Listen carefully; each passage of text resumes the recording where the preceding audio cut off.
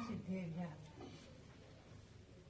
मध्यलोक में असंख्यातों द्वीप समुद्र के अंतर्गत 2.5 द्वीप तक 170 कर्म भूमि है।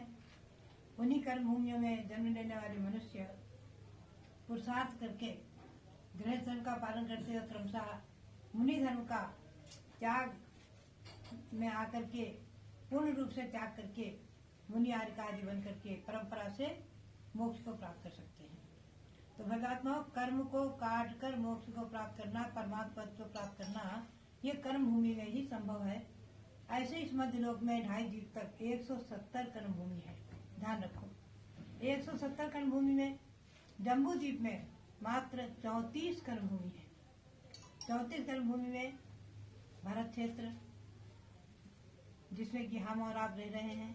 देखिए, मैं आपको बताऊं, जम्बू द्वीप में भरत, हैमवत, हरि, विदेह, रम्यक, हैरण्वत और ऐरावत 7 क्षेत्र हैं।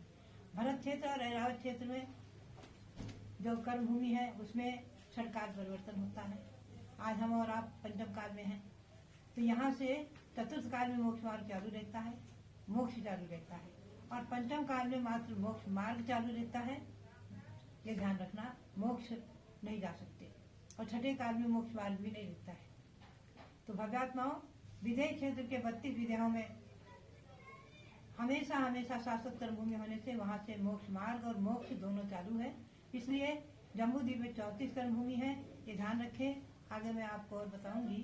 तो जम्बू द्वीप में 134 कर्म भूमि में जन्म लेने वाले मनुष्य मोक्ष को प्राप्त करने के अधिकारी हैं, और 32 विदेहों में आज भी 4 विदेह क्षेत्रों में 4 तीर्थंकर विद्यमान हैं। विद्यमान माने जिनको कहते हैं विहरमाण, शिवंदर, युगंधर, बाहु और सुबाहु, उनको नमस्कार करें। यही मेरी प्रेरणा और मंगल आशीर्वाद।